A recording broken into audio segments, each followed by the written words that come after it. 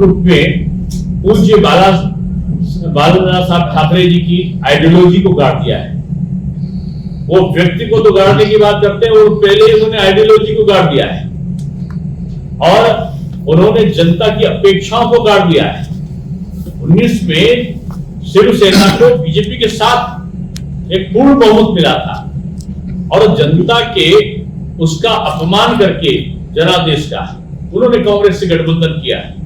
ये मैं समझता हूं उनका आत्मघाती निर्णय था और अब उद्धव जी को अपने इस किए गए गलत निर्णय का दंड देने के मूड में पूरी तरह से जनता है। सर, आपने कहा उज्ज्वला योजना जारी रखेंगे।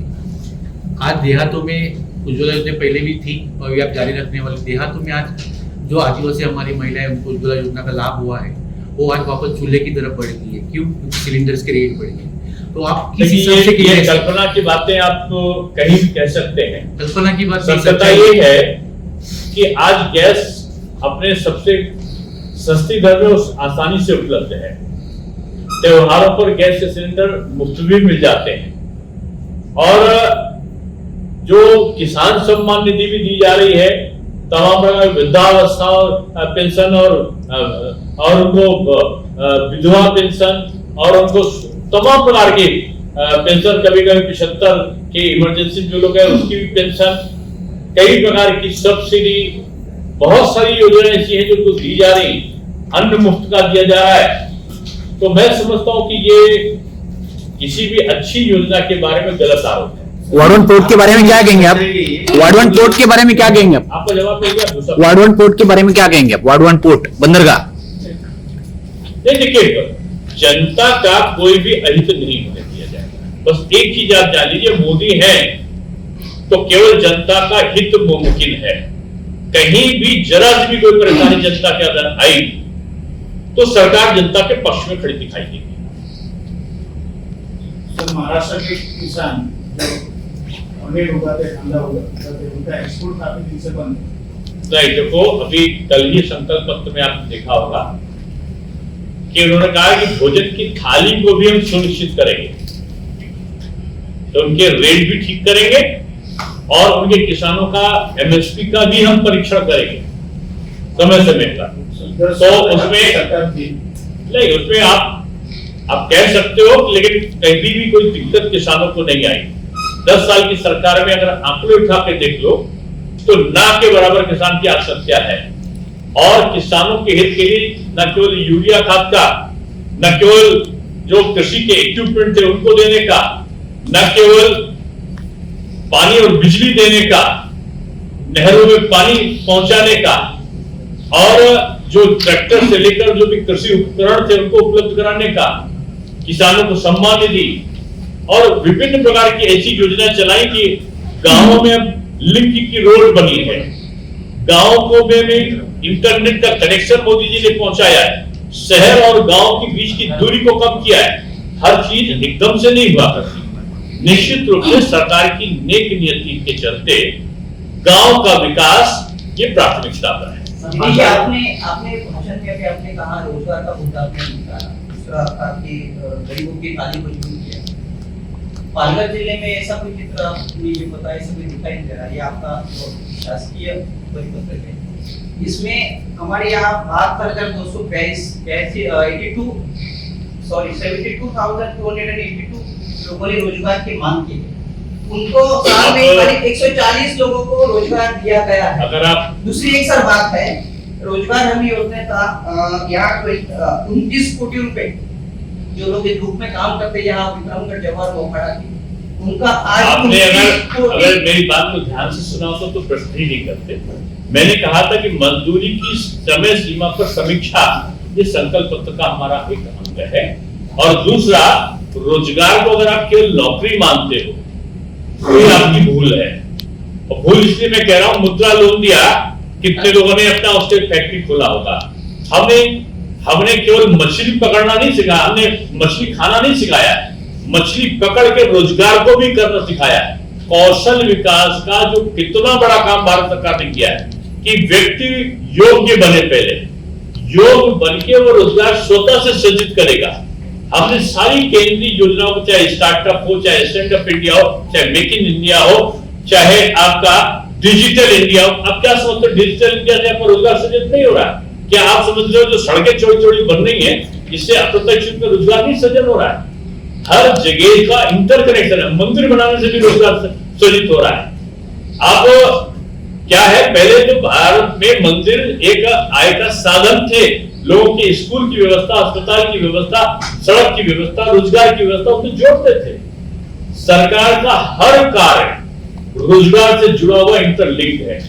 इसलिए अब आप आपने डिजिटल इंडिया देखा है, डिजिटल इंडिया से अप्रत्यक्ष में आज हाथ में मोबाइल लेकर आप चल रहे हैं, कितने प्रकार का आपको रोजगार इससे मिला है, आपने कल्पना कभी देखा ही नहीं है।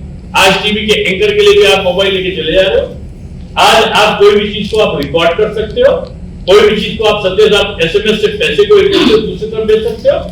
ये चीजें क्या मोदी सरकार के आने के पहले थी क्या? इसको आप सोचे नहीं। आप सोचोगे 10 साल को, तो 10 साल में आपको कितना रोजगार और कितना चीज दिखेगा। 100 मोबाइल पूरे भारत आज उसमें बनते हैं विश्व में, तो 65 मोबाइल हिंदुस्तान में बन रहे हैं। कभी आपने सोचा था? आज एशिया में डाटा सेंटर केवल है तो केवल हिंदुस्तान में है। आज हम सड़क नीचे, सड़क के ऊपर पुल के ऊपर मेट्रो हम केवल हिंदुस्तान में बना रहे हैं। क्या ये विकसित राष्ट्र में केवल था? कभी यहाँ पर है? आपने कल्पना करी थी क्या? वैसे में यहाँ घंटे 2 घंटे लाइट आती थी तो वो समाचार बनता था। आज 18 घंटे और 22 घंटे के आसपास भी गांव में पहुंच जाती है बिजली। हम उसकी चर्चा ही नहीं करते। हास्य राजनीतिज्ञ हैं हम लोग। जब भी तनाव में होते हैं, कोरोना में जब तनाव में होते थे तो हम लोग कपिल शर्मा शो देखते थे, जिसे एंटरटेन हो जाता था।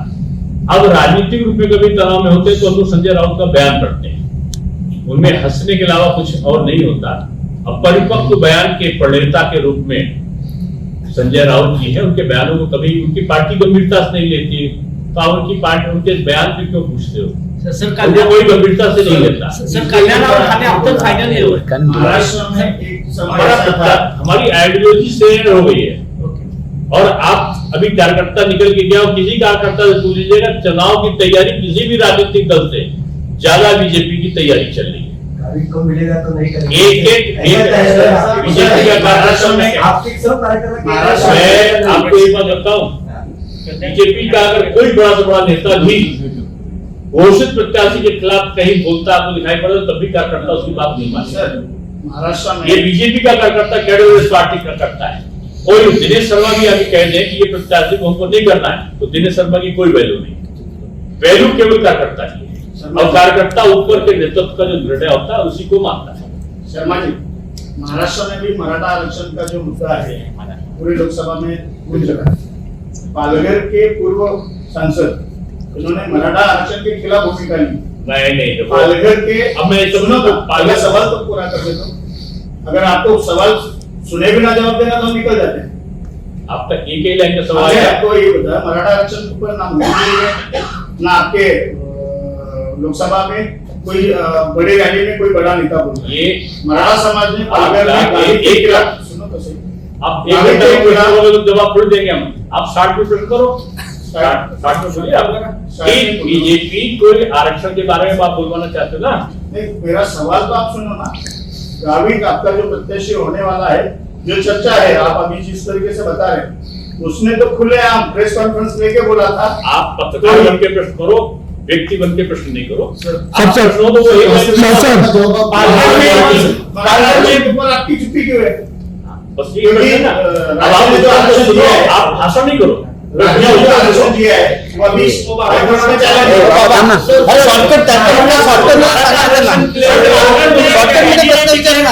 उलझन क्यों है? पालघर में कैंडिडेट डिक्लेयर करने में उलझन क्या है? पालघर में कौन सा प्रत्याशी रहेगा, इसमें उलझन क्या है? पार्टी ने जिस दिन से चुनाव की घोषणा हुई है, सभी 48 सीटों पर चुनाव की तैयारी प्रारंभ कर दी है। अब उसके बाद सीट शेयरिंग के मामले में धीरे धीरे निर्णय आ रहे हैं। आज आपने देख लिया कि हमने वहां पे सतारा में अपना प्रत्याशी घोषित कर दिया है अभी, और जल्दी यहाँ भी प्रत्याशी हमारा घोषित करेंगे। कोकण में नारायण मराठा क्या है? आपका सर, महाराष्ट्र में मराठा समाज का आपका भी जवाब सर, मराठा समाज का पे एक मिनट आप- आने वाले लोकसभा पे आरक्षण मराठा हमारा शान है। शिवाजी हमारे गौरव है, हमारा हृदय की धमनी केंद्र की तरीके से आज मराठा हमारे लिए है।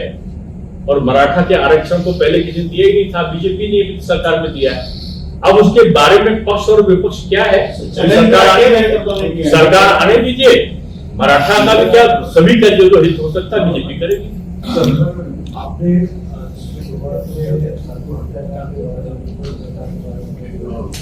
या आपको पता है क्या, जो साधु मारे गए वो पहले मुंबई अहमदाबाद रोड पे जाके वो बनाने से वापस आए। वो मुंबई अहमदाबाद रोड पे गुजरात बॉर्डर से उनको लौटाया, फिर उन्होंने केंद्र शासित प्रदेश में जाके उधर से उनको लौटा गया, उसके बाद उनकी हत्या हुई। आपको पता है कि ये सब लौटाया गया। उनको उधर से कोरोना काल आपको पता है नहीं। अब जो परिस्थिति हमको यही जो आज और है कि नहीं, और ये सब आप बहुत सारी चीजें आपको नहीं पता होंगी, मैं पूछूंगा। नहीं, हर चीज मुझे पता हो, बहुत कुछ हर चीज मुझे पता हो। आप लीजिए अपना कंप्यूटर, तो आपको इतना पता मैं होना इतना कह चाहिए। सकता हूँ कि आप अगर उनकी हत्या को आप सही ठहरा रहे हो नहीं, तो ये सही। आपका मतलब, मैं एक ही बिंदु पे हूँ। आपको अगर वहां से वापस भी आए तो क्या हत्या करनी चाहिए? नहीं, इस प्रश्न का आपको जवाब देने की जरूरत है। वो नहीं बता रहे आपको। ऐसी घटना आपका जब राज था वहाँ मतलब घटी थी, लेकिन पुलिस ने उन सबको आदिवासी को वापस लाया और समझा कि ऐसे ही लोगों को पकड़ा था। ऐसे गाँव में जो गए थे और उनको पकड़ा तो वानगा पुलिस स्टेशन ने उनको ये करके वापस। ये जो गैर समझ में जो किया था उसको आप कर रहे हैं, ऐसे इशू बना रहे हैं, और आपके राज्य में जो गैर समझ को है तो पुलिस वापस लाए तो आप उसका कुछ नहीं बता रहे। नहीं, अब आप कौन कौन सी घटना का जोड़ रहे हैं मैं नहीं जानता। उसकी बात करिए। मैं एक लाइन का ये जानता हूं, आप अगर इस घटना पालघर की घटना का, आपको पता होना चाहिए। पालघर की घटना का जो भी समर्थन करता है वो न तो राजकारण जो भी करता है उसके लिए वो पत्रकार भी अगर कर रहा है तो उचित नहीं है। राजकारण कर रहे हैं सब। अगर मैं राजनीति में ही हूँ ना, मैं शुद्ध अगर किसी की हत्या की निंदा करना है तो आपके तरह मैं हत्या की निंदा करने वाली प्रशंसा थोड़ी करूंगा। सर साल भर में इसके ऊपर जो अपनी गवर्नमेंट है तो क्या तपास हुआ? सर एक मिनट सर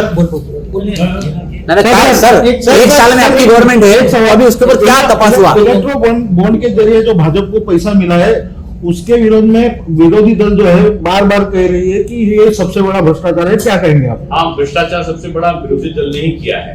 37% बीजेपी को मिला है और बाकी जो 63% है वो विरोधी पक्ष को मिला है। तो अगर भ्रष्टाचार है तो विरोधी पक्ष ने ज्यादा किया है। सर एक कल से सोशल मीडिया पे पालघर प्रत्याशी के बारे में एक हेक लेटर घूम रहा है, उसके बारे में क्या कार्रवाई की गई? नहीं, उसको प्रदेश कार्यालय भेजा गया कि तो पुलिस संज्ञान मिलेगी, जिसने भी फर्जी निकाला होगा उसके खिलाफ कार्रवाई होगी। लाखों नहीं करोड़ों की मात्रा में नौकरी मिल सके इसका इंतजाम किया है।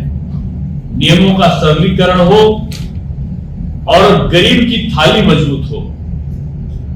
यानी गरीब की थाली मजबूत का सीधे से मतलब है कि हम फल को भी, सब्जी को भी, राशन को भी नियंत्रित करके मध्यम वर्ग और गरीब वर्ग की जो आवश्यकताएं हैं उनका पूरा ध्यान रखेंगे, ये हमने संकल्प पत्र में कहा है। भारत को हम एक हेल्थ सेक्टर के लिए एक भारत हब बन सके, इसकी तरफ तेजी से चले। आज आप देखिए कि कितने एम्स बन गए, कितने मेडिकल कॉलेज पूरे देश में बन गए। इंफ्रास्ट्रक्चर में भी हमने काम किया है कि हवाई अड्डे भी बड़े हैं तो रेलवे स्टेशनों का भी उद्धार हुआ है। वंदे भारत ट्रेन चली है तो साधारण ट्रेनों को भी निकालने के साथ साथ हमने बुलेट ट्रेन पर भी काम शुरू कर दिया है। आज मजदूरी के समय पर समीक्षा हो और एमएसपी पर हर तरीके से उसके परीक्षण जारी रहे, समय पर अनुसार हम एमएसपी को देते रहे। उज्ज्वला योजना जारी रहेगी और एक वरदान साबित हुआ है संकल्प पत्र में कि सभी 70 वर्ष के जो हमारे नागरिक हैं उन सभी 70 वर्ष के नागरिकों को स्वास्थ्य बीमा कवर दिया जाएगा। उज्ज्वला योजना और श्री अन्न योजना पूर्ववत चलती रहेगी 5 वर्षों तक। उसके लिए धन का भी आवंटन पहले ही कर दिया गया है। यानी हम संकल्प ले रहे हैं और विपक्ष घपोर संघ की घोषणाएं कर रहा है जो पूरा नहीं कर सकता। उनकी नीति भी और उनकी नियत में भी मैं समझता हूं कि खोट है। इसलिए आज पूरी तरीके से भारतीय जनता पार्टी पूरे जो भारतीय जनता पार्टी का कार्यकर्ता है पूरे भारतवर्ष की सभी सीटों पर चुनाव लड़ रहा है। भारतीय जनता पार्टी का महाराष्ट्र का कार्यकर्ता पूरी 48 सीटों पर चुनाव लड़ रहा है। चुनाव चिन्ह कहीं बीजेपी का है तो कहीं मित्र पक्ष का है। और मैं कह सकता हूं कि जो कांग्रेस पार्टी का कार्यकर्ता है निश्चित रूप में एक बड़ी महाविजय की तरफ एक लक्ष्य मान के ये चुनाव जनता चुनाव लड़ रही है, पॉलिटिकल पार्टी चुनाव नहीं लड़ रहे हैं। और इस चुनाव का नेतृत्व जनता ने अपने हाथ में लिया है। निश्चित रूप में बहुत से ऐसे लोग भी जिनकी आइडियोलॉजी अलग रही होगी, जिनके परंपरागत मत कहीं और पढ़ रहे होंगे, वो आप देखेंगे कि वो भारी संख्या में बीजेपी की तरफ आएंगे। अभी हमें बैठे थे, अभी तो कुछ लोग आए थे ईसाई समुदाय के थे और उन्होंने बड़ी अच्छी गणेश जी पर पुस्तक लिखी है और न केवल पुस्तक लिखी बल्कि अपना समर्थन भी उन्होंने कहा कि हम भले ही ईसाई धर्म में हैं लेकिन हम आपके साथ हैं। ऐसे कई जगह मुस्लिम का समर्थन भी हमें बड़े अच्छे मात्रा में प्राप्त हुआ है। मैं कह सकता हूं कि महाराष्ट्र की स्वार्थ परक राजनीति का अंत निश्चित है। अंबेडकर जी को 2 बार हराने वाली चुनावों में कांग्रेस पार्टी, जिसने श्री राम को काल्पनिक बताया था, राम जन्मभूमि का मंदिर का राम जन्म का स्थान नहीं है का वक्तव्य दिया था, यानी श्री राम की विरोधी और अंबेडकर जी की विरोधी जो पार्टी, मोदी जी ने पंचतीर्थ बना के अंबेडकर जी को सम्मान दिया, कांग्रेस ने 2 बार चुनाव हराकर उनका अपमान किया।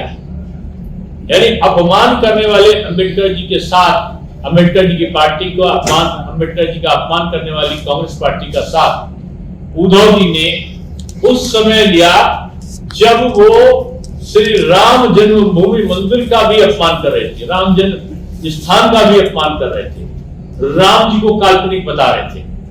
ऐसे में उद्धव जी ने बाला साहब ठाकरे जी के उन वक्तव्यों को बुला दिया जब वो कहते थे कि कांग्रेसियों की तरह फूटी आंख से भी देखना नहीं चाहिए, इनके ये सुहाते हैं हमको। और इन कांग्रेसियों ने इस देश का बेड़ा गर्क किया है। और आज उन्हीं बाला साहब के परंपरा में उनके खानदान के कोई व्यक्ति ऐसा विरोधाभास लोग साथ में गठबंधन करे और जनता के जनादेश का अपमान करके वो स्वार्थ के लिए एनसीपी शरद पवार और कांग्रेस साथ गठबंधन करे, तो निश्चित रूप में जनता इस बार महाअघाड़ी पक्ष को दंड देने की मूड में है। और मैं समझता हूं कि चुनाव के बाद आदरणीय शरद पवार जी, उद्धव जी और सोनिया जी को अपना पारिवारिक सुख प्राप्त होगा, जो अपने परिवार के बच्चों के लिए परेशान हैं। अपने परिवार में रहने का इनको अवसर मिलेगा, राजनीति में रहने का अवसर नहीं मिलेगा। उद्धव जी ने पुत्र के लिए कांग्रेस से समझौता नहीं किया है, अपना हिंदुत्व और सनातन का जो चेहरा था, जो चोला था, उसको भी उन्होंने उतार कर फेंक दिया है। शरद पवार जी राजनीति के उस दौर पे हैं जहां हार के बाद 4 जून को निश्चित रूप में वो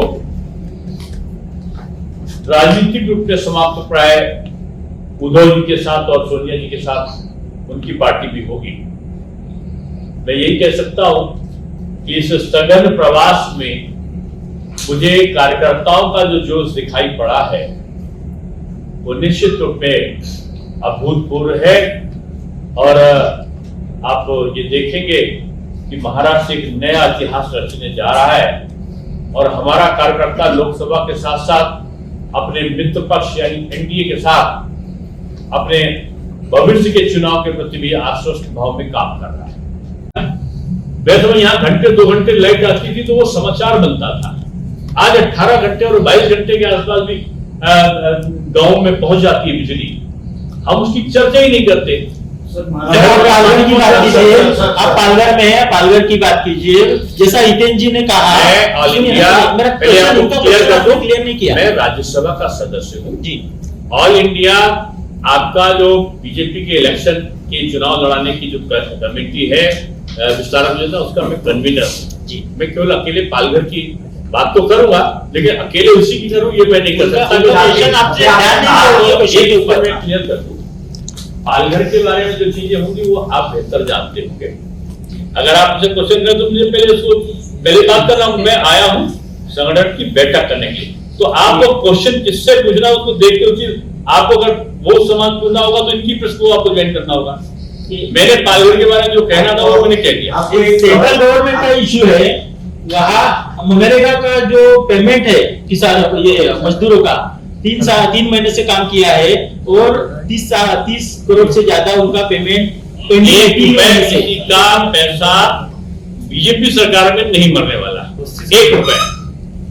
सर आपने बताया कि यहाँ कोई भी मित्र पक्ष का लड़े या भाजपा का लड़े, मोदी जी के लिए लड़ेगा।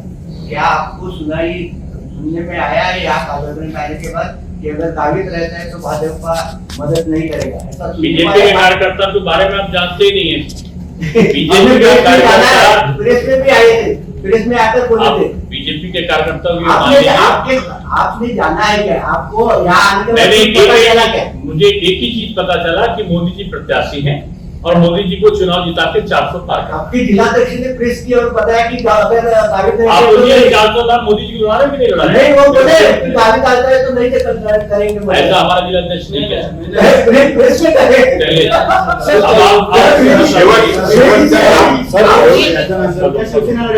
चलिए मेरा प्रश्न मुझसे बात नहीं सर, आपने भी आप केवल मुझसे प्रश्न करेंगे, यहाँ बिजनेस नहीं सर। अभी आपने मोदी जी की बात की, देखिए अगर पालघर जिले की हम बात करें, पालघर में कुपोषण का मुद्दा हो, बेरोजगारी का मुद्दा हो, भ्रष्टाचार का मुद्दा हो, ऐसे तमाम मुद्दे हैं कि जो बीजेपी के शासन में कम नहीं हुए। 2014 में यहाँ पे मोदी जी आए थे, उन्होंने कहा था, सभा में कहा था कि ये पालघर का जन्म हुआ है, ये झूले में झूल रहा है, लेकिन आने वाले समय में इसको बड़ा करके और बलवान हमें बनाना है। लेकिन मुझे लगता है उस भाषण का असर पालघर में कहीं दिखाई नहीं। जैसा आप महसूस करोगे वैसा आपको दिखेगा।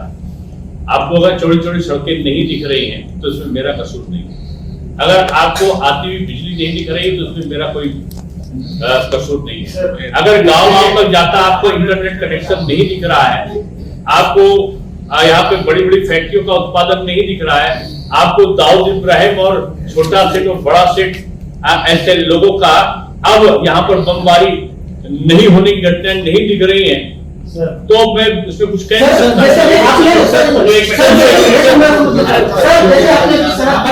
संजय भाई सड़क की और नेट की बात करते हैं, लेकिन अगर मैं मानता हूँ यहाँ पे मजदूरी करते हैं, उनके पास जेब नहीं है, तो रोड पे चलने के टैक्स भरना पड़ता है, टोल टैक्स लिया जाता है, नेट भरने के लिए पैसा लगता है। चलिए तो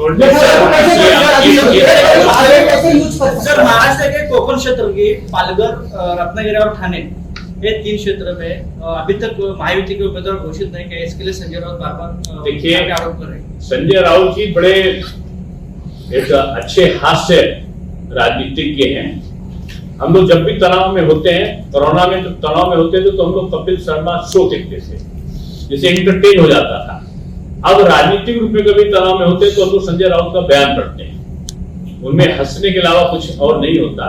अब परिपक्व बयान के प्रणेता के रूप में संजय राउत जी है, उनके बयानों को कभी उनकी पार्टी गंभीरता से नहीं लेती, तो उनकी पार्टी उनके बयान पे क्यों पूछते हो? सर कोई गंभीरता से नहीं लेता। सर कल्याण और ठाणे अब तक फाइनल नहीं हुआ। हमारी आइडियोलॉजी शेयर हो गई है और आप अभी कार्यकर्ता निकल के गया और किसी कार्यकर्ता से पूछ लीजिएगा, चुनाव की तैयारी किसी भी राजनीतिक दल से ज्यादा बीजेपी की तैयारी चल रही है। अभी को मिलेगा तो नहीं करेंगे। एक बीजेपी का कार्यक्रम में आपके सब कार्यक्रम मैं आपको एक बात बताऊं, बीजेपी का अगर कोई बड़ा से बड़ा नेता भी घोषित प्रत्याशी के खिलाफ कहीं बोलता आपको दिखाई पड़े तब भी कार्यकर्ता उसकी बात नहीं मानता। महाराष्ट्र में ये बीजेपी का कार्यकर्ता कैडर पार्टी का करता है। और दिनेश शर्मा भी आगे कह दें कि ये प्रत्याशी को हमको नहीं करना है तो दिनेश शर्मा की कोई वैल्यू नहीं, वैल्यू केवल कार्यकर्ता की है और कार्यकर्ता ऊपर के नेतृत्व का जो निर्णय होता है उसी को मानता है। शर्मा जी, महाराष्ट्र में भी मराठा आरक्षण का जो मुद्दा है पूरी लोकसभा में गूंज रहा है। पालघर के पूर्व सांसद उन्होंने मराठा आरक्षण के खिलाफ भूमिका ली। नहीं पालघर के अब मैं सुनो तो पालघर सवाल तो पूरा कर देता हूं। अगर आपको सवाल सुने बिना जवाब देना तो हम निकल जाते हैं।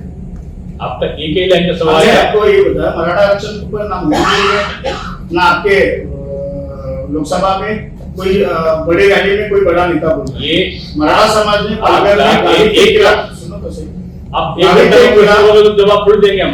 आप 60 मिनट वेट करो, 60 मिनट बोलिए आप। बीजेपी कोई आरक्षण के बारे में आप बोलवाना चाहते हो ना,